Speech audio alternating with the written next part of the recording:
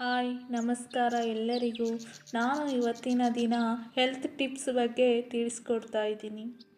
ಕೂದಲಿನ ಆರೋಗ್ಯಕ್ಕೆ ಅವಕಾಡೊ ಮತ್ತು ಕ್ಯಾರೆಟ್ ಪೇಸ್ಟ್ ಉತ್ತಮ.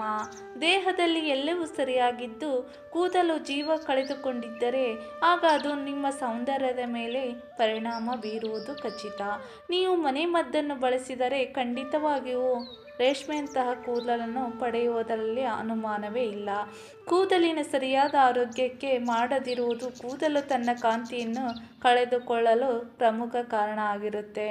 ಅವಕಾಡೊ ಮತ್ತು ಕ್ಯಾರೆಟ್ ಪೇಸ್ಟನ್ನು ಕೂದಲಿಗೆ ಹಚ್ಚೋದ್ರಿಂದ ಕೂದಲು ಆರೋಗ್ಯಯುತವಾಗಿ ಬೆಳೆಯುತ್ತವೆ ಮತ್ತು ಸೊಂಪಾಗಿ ಬೆಳೆಯುತ್ತದೆ. ಮೂಲಂಗಿಯಲ್ಲಿ ಹಲವಾರು ರೀತಿಯ ಔಷಧೀಯ ಗುಣಗಳನ್ನು ನಾವು ತಿಳಿದುಕೊಳ್ಳಲೇಬೇಕು. ಹುಳುಕಡ್ಡಿ ತುರಿಕೆ ರೋಗಗಳ ಶಮನಕ್ಕೆ ಮೂಲಂಗಿ ಬೀಜವನ್ನು ನಿಂಬೆ ರಸದಲ್ಲಿ ಅರೆದು ಹಚ್ಚಿದರೆ ಹುಳುಕಡ್ಡಿ ರೋಗ ವಾಸಿಯಾಗುತ್ತದೆ. ಮೂಲಂಗಿ ಸೇವನೆಯಿಂದ ಮೂತ್ರಕೋಶ ಹಾಗೂ ಮೂತ್ರಪಿಂಡವನ್ನು ಶುದ್ಧೀಕರಿಸಬಹುದು. ಇದು ಉರಿ ಮೂತ್ರದಿಂದ ನಿಮಗೆ ಮುಕ್ತಿ ಕೊಡುತ್ತದೆ. ಹಸಿ ಮೂಲಂಗಿಯ ಚೂರುಗಳಿಗೆ ನಿಂಬೆ ರಸ, ಕಾಳುಮೆಣಸಿನ ಪುಡಿ ಮತ್ತು ಉಪ್ಪು ಸೇರಿಸಿ ತಿಂದರೆ ಕಾಮಾಲೆಯ ರೋಗ ಕೂಡ ವಾಸಿಯಾಗುತ್ತದೆ. ಕಣ್ಣಿನ ತೊಂದರೆ, ಅಜೀರ್ಣ ಮಾಯವಾಗುತ್ತದೆ. ಮೂಲಂಗಿ ರಸಕ್ಕೆ ಹಾಲಿನ ಕೆನೆಯನ್ನು ಹಾಕಿ ಮುಖಕ್ಕೆ ಹಚ್ಚಿದರೆ ಕೂಡ ಮೊಡವೆಗಳು ವಾಸಿಯಾಗುತ್ತದೆ. ಮೆಂತ್ಯ ಸೊಪ್ಪನ್ನು ಮನೆಯಲ್ಲಿ ಯೂಸ್ ಮಾಡ್ತೀರಲ್ವಾ?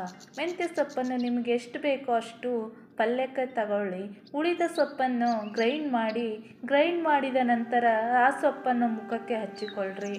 15 ನಿಮಿಷಗಳ ಬಳಿಕ ಉಗುರು ಬೆಚ್ಚಗಿನ ನೀರಿನಲ್ಲಿ ಮುಖವನ್ನು ತೊಳೆದುಕೊಳ್ಳಿ. ಈ ರೀತಿ ಮಾಡುವುದರಿಂದ ಮುಖದಲ್ಲಿನ ಪಿಂಪಲ್ಸ್ ಆಗಿರ್ಬೋದು, ಕಲೆಗಳಾಗಿರ್ಬೋದು ಎಲ್ಲ ಕಡಿಮೆಯಾಗಿ ಮುಖ ಏನಾಗುತ್ತೆ, ಕಾಂತಿಯಿಂದ ಫಳಫಳ ಅಂತ ಹೊಳೆಯುತ್ತೆ. ಹಲಸಿನ ಹಣ್ಣು ಅಂದರೆ ಯಾರಿಗಿಷ್ಟ ಇಲ್ಲ ಹೇಳಿ? ಹಲಸಿನ ಹಣ್ಣು ತಿಂದರೆ ನಿಮ್ಮ ದೇಹಕ್ಕೆ ಎಷ್ಟೆಲ್ಲ ಪ್ರಯೋಜನ ಇದೆ ಅಂತ ನೋಡಿ. ಒಂದು ಹಲಸಿನ ಹಣ್ಣಿನಲ್ಲಿ ಬಾಳೆಹಣ್ಣಿನಲ್ಲಿ ಇರುವಷ್ಟು ಪೊಟ್ಯಾಷಿಯಂ ಅಂಶ ಇರುತ್ತದೆ. ಹಾಗಾಗಿ ದೇಹದಲ್ಲಿ ಪೊಟ್ಯಾಷಿಯಂ ಅಂಶವನ್ನು ನಿಯಂತ್ರಿಸುತ್ತದೆ. ಇದರಲ್ಲಿ ನಾರಿನಂಶವಿರುವುದರಿಂದ ಮಲಬದ್ಧತೆ ಸಮಸ್ಯೆಯನ್ನು ತಡೆಯುತ್ತದೆ. ಹಲಸಿನ ಹಣ್ಣಿನಲ್ಲಿ ವಿಟಮಿನ್ ಎ ಅಂಶವಿರುವುದರಿಂದ ಕಣ್ಣಿನ ದೃಷ್ಟಿ ಕೂಡ ಒಳ್ಳೆಯದು. ಹಲಸಿನ ಹಣ್ಣಿನಲ್ಲಿ ವಿಟಮಿನ್ ಸಿ ಇದೆ. ಉತ್ತಮ ಪೋಷಕಾಂಶಗಳಿಂದ ಶೀತ ಆಗಿರ್ಬೋದು, ಶೀತದ ಸೋಂಕು ಆಗಿರ್ಬೋದು ನಿಮಗೆ ತಗುಲೋದಿಲ್ಲ. ಜೊತೆಗೆ ಹಲಸಿನ ಹಣ್ಣಿನಲ್ಲಿ ಸಕ್ಕರೆ ಅಂಶ ಕೂಡ ನಿಯಂತ್ರಣಕ್ಕೆ ಬರುತ್ತದೆ. ಪಿತ್ತ ನಿವಾರಣೆಗೆ ಹೀರೆಕಾಯಿ ಬೆಸ್ಟ್ ಅಂತಲೇ ಹೇಳ್ಬೋದು. ಹೀರೆಕಾಯಿಯಲ್ಲಿ ಪೌಷ್ಟಿಕ ತರಕಾರಿ ಅಲ್ಲದೆ ಹಲವಾರು ಔಷಧ ಗುಣಗಳನ್ನು ಹೊಂದಿದೆ. ಇಡೀ ದೇಹದಲ್ಲಿ ಉರಿ ಇದ್ದರೆ ಹೀರೆಕಾಯಿ ತಿರುಳನ್ನು ತುಪ್ಪದಲ್ಲಿ ಬೇಯಿಸಿ ಮೊಸರಿನ ಜೊತೆ ಸೇವಿಸಿದರೆ ಉರಿ ಸಹ ಕಡಿಮೆ ಆಗುತ್ತದೆ.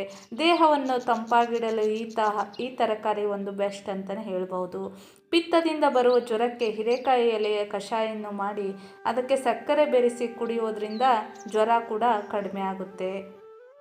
ನುಗ್ಗೆಕಾಯಿಯಲ್ಲೂ ಕೂಡ ಹಲವಾರು ಔಷಧೀಯ ಗುಣಗಳು ಇವೆ. ಜ್ವರ, ಸಂಧಿವಾತ, ಮೂರ್ಛೆ ರೋಗ ಆಗಿರ್ಬೋದು, ಈ ರೋಗಕ್ಕೆಲ್ಲ ಇದು ಒಳ್ಳೆಯ ಮದ್ದು ಅಂತಲೇ ಹೇಳ್ಬೋದು. ಪಿತ್ತಜನಕಾಂಗದ ಕಾಯಿಲೆಗಳು ದೂರವಾಗುತ್ತವೆ. ಶ್ವಾಸಕೋಶದ ತೊಂದರೆಗಳು ಕೂಡ ಇದರಿಂದ ದೂರ ಆಗುತ್ತೆ. ಗಂಟಲು ಕೆರೆತ ಆಗಿರ್ಬೋದು, ಕೆಮ್ಮು ಶಮನ ಆಗಿರ್ಬೋದು, ಇವಕ್ಕೆಲ್ಲ ಉಪಯುಕ್ತ ಅಂತಲೇ ಬೆಸ್ಟ್ ತರಕಾರಿ ಅಂತಲೇ ಹೇಳ್ಬೋದು. ಹೃದಯ ರೋಗ ನಿವಾರಿಸಲು ಇದು ಸಹಕಾರಿ ಮಾಡುತ್ತದೆ. ಸಂಧಿವಾತದಲ್ಲಿ ಶೂಲೆ ನಿವಾರಣೆಗೂ ಕೂಡ ಇದು ಬೆಸ್ಟ್ ಅಂತಲೇ ಹೇಳಬಹುದು. ಈ ಪಾಲಕ್ ಸೊಪ್ಪನ್ನು ವಾರಕ್ಕೆ ಒಮ್ಮೆಯಾದರೂ ಯೂಸ್ ಮಾಡಲೇಬೇಕು ನೀವು. ಈ ಸೊಪ್ಪಿನಲ್ಲಿ ದೃಷ್ಟಿದೋಷದ ನಿವಾರಣೆ ಕೂಡ ಇದೆ. ಈ ಸೊಪ್ಪಿನಲ್ಲಿ ಫ್ಲೋರೇಟ್ ಎಂಬ ಅಂಶ ಇರೋದ್ರಿಂದ ಇದು ರಕ್ತದೊತ್ತಡವನ್ನು ಕಡಿಮೆ ಮಾಡುತ್ತದೆ. ಹೃದಯದ ಸಂಬಂಧಿಸಿದ ಕಾಯಿಲೆಗಳನ್ನು ನಿವಾರಿಸುತ್ತದೆ. ಪಾಲಕ್ ಸೇವನೆಯಿಂದ ಮೊಡವೆಗಳು ಹೋಗಲಾಡಿಸಬಹುದು. ಮುಖದಲ್ಲಿ ಬೇಗನೆ ಸುಕ್ಕುಗಟ್ಟುವುದಂತೆ ಇದು ತಡೆಗಟ್ಟುತ್ತದೆ. ಪಾಲಕ್ ಸೊಪ್ಪಿನಿಂದ ನೆನಪಿನ ಶಕ್ತಿ ಕೂಡ ಹೆಚ್ಚು ಮಾಡುತ್ತದೆ. ದಿನನಿತ್ಯ ಪಾಲಕ್ ಸೊಪ್ಪನ್ನು ಸೇವಿಸೋದ್ರಿಂದ ಕಬ್ಬಿಣದ ಅಂಶ ಕೂಡ ಹೆಚ್ಚಾಗುತ್ತದೆ. ರಕ್ತ ಕಣಗಳು ಕೂಡ ವೃದ್ಧಿಯಾಗುತ್ತದೆ. ನುಗ್ಗೆ ಸೊಪ್ಪಿನ ಔಷಧೀಯ ಗುಣಗಳ ಬಗ್ಗೆ ನಿಮಗೆಷ್ಟು ಗೊತ್ತು? ನುಗ್ಗೆ ಸೊಪ್ಪಿನಲ್ಲಿ ಅಧಿಕ ಪ್ರಮಾಣದಲ್ಲಿ ಎ ಮತ್ತು ಬೀಟಾ ಕ್ಯಾರೋಟಿನ್ ಪೋಷಕಾಂಶಗಳು ಇವೆ. ನುಗ್ಗೆ ಸೊಪ್ಪಿನ ಸೇವನೆ ಕಣ್ಣಿನ ಸಮಸ್ಯೆಗಳನ್ನು ಪರಿಹರಿಸಲು ಸಹಕಾರಿಯಾಗುತ್ತದೆ. ಅಲ್ಲದೆ ಇದರಲ್ಲಿ ಡಿ ವಿಟಮಿನ್ ದೇಹದಲ್ಲಿ ಇನ್ಸುಲಿನ್ ಮಟ್ಟವನ್ನು ಹೆಚ್ಚಿಸಿ ಮಧುಮೇಹವನ್ನು ದೂರ ಮಾಡುತ್ತದೆ. ನುಗ್ಗೆ ಸೊಪ್ಪಿನಲ್ಲಿರುವ ಪೊಟ್ಯಾಷಿಯಂ ಅಂಶ ಅಧಿಕವಾಗಿರೋದ್ರಿಂದ ರಕ್ತದೊತ್ತಡವನ್ನು ಕಡಿಮೆ ಮಾಡುತ್ತದೆ. ನಿಂಬೆಹಣ್ಣು ಕೂಡ ಆರೋಗ್ಯ ವೃದ್ಧಿಗೆ ಬಹಳ ಉಪಯೋಗಕಾರಿ ಅಂತಲೇ ಹೇಳಬಹುದು. ನಿಂಬೆಹಣ್ಣಿನಲ್ಲಿ ತುಂಬ ಔಷಧೀಯ ಗುಣಗಳು ಇವೆ. ಇದು ದೊಡ್ಡ ಕರಳನ್ನು ಸ್ವಚ್ಛ ಮಾಡುವುದರಲ್ಲಿ A1 ಅಂತಲೇ ಹೇಳ್ಬೋದು. ಕ್ಯಾನ್ಸರ್ ದೂರಗೊಳಿಸಲು ಸಹಕಾರಿಯಾಗುತ್ತದೆ. ಲಿವರ್ ಸಮಸ್ಯೆ ದೂರವಾಗುತ್ತದೆ. ಅಲರ್ಜಿ ಸಮಸ್ಯೆಯಿಂದ ಮುಕ್ತಿಯನ್ನು ಪಡೆಯಬಹುದು. ನರ ಸಂಬಂಧಿಸಿದ ರೋಗಗಳು ಇಲ್ಲವಾಗುತ್ತವೆ. ಕಣ್ಣಿನ ಸಮಸ್ಯೆ ಆಗಿರ್ಬೋದು, ಡಯಾಬಿಟಿಸ್ ಆಗಿರ್ಬೋದು, ಇದು ಕಂಟ್ರೋಲ್ ಮಾಡುತ್ತದೆ ಮತ್ತು ತಾರುಣ್ಯವನ್ನು ಕಾಪಾಡುವುದರಲ್ಲಿ ಇದು ಮೊದಲ ಅಂತಲೇ ಹೇಳಬಹುದು. ತುಂಬೆ ಸೊಪ್ಪಿನ ಮಹಿಮೆ ನಿಮಗೆಷ್ಟು ಗೊತ್ತು? ತುಂಬೆ ಸೊಪ್ಪಿನ ರಸಕ್ಕೆ ಬೆಳ್ಳುಳ್ಳಿ ರಸ ಮತ್ತು ಜೇನುತುಪ್ಪ ಸೇರಿಸಿ ಕುಡಿದರೆ ನೆಗಡಿ ಕಮ್ಮಿಯಾಗುತ್ತದೆ. ತುಂಬೆ ರಸಕ್ಕೆ ಕೇವಲ ಜೇನುತುಪ್ಪ ಸೇರಿಸಿ ಸವಿದರೆ ಬೆನ್ನು ನೋವು ಕಡಿಮೆಯಾಗುತ್ತದೆ. ತುಂಬೆ ರಸಕ್ಕೆ ಎಳ್ಳೆಣ್ಣೆ ಬೆರೆಸಿ ನೋವಿರುವ ಜಾಗಕ್ಕೆ ಹಚ್ಚಿದರೆ ನೋವು ನಿವಾರಣೆಯಾಗುತ್ತದೆ. ಕೀಲು ನೋವಿದ್ದರೆ ತುಂಬೆ ರಸಕ್ಕೆ ಹಿಪ್ಪುಲಿ ಪುಡಿ ಮತ್ತು ಜೇನುತುಪ್ಪ ಸೇರಿಸಿ ಮಿಶ್ರಣ ಮಾಡಿ ಹಚ್ಚಿದರೆ ಸಾಕು. ಮುಟ್ಟಿನ ಸಮಯದಲ್ಲಿ ತುಂಬಿದ ರಸಕ್ಕೆ ನಿಂಬೆ ರಸ, ಉಪ್ಪು ಸೇರಿಸಿ 1 ಚಮಚದಂತೆ 3 ದಿನ ಸೇವಿಸಿದರೆ ಹೊಟ್ಟೆ ನೋವು ಇರುವುದಿಲ್ಲ, ಕಮ್ಮಿಯಾಗುತ್ತೆ. ಗರಿಕೆ ಹುಲ್ಲಿನ ಪ್ರಯೋಜನ ನಿಮಗೆಷ್ಟು ಗೊತ್ತು? 2 ಚಮಚ ಗರಿಕೆ ರಸಕ್ಕೆ 2 ಚಮಚ ಜೇನು ಅಥವಾ ಸಕ್ಕರೆ ಬೆರೆಸಿ ದಿನಕ್ಕೆ 3 ಬಾರಿ ಸೇವಿಸಿದರೆ ಉರಿ ಮೂತ್ರ ಕಮ್ಮಿಯಾಗುತ್ತೆ, ರಕ್ತಸ್ರಾವ ಕಡಿಮೆಯಾಗುತ್ತದೆ. ಗರಿಕೆಯನ್ನು ನೀರಿನಲ್ಲಿ ಅರೆದು ಕಣ್ಣಿನ ರೆಪ್ಪೆಯ ಮೇಲೆ ಲೇಪಿಸಿ ನಂತರ ತೊಳೆದರೆ ಕಣ್ಣು ನೋವು, ಉರಿ ಹಾಗೂ ಸೋಂಕು ಕಡಿಮೆಯಾಗುತ್ತದೆ.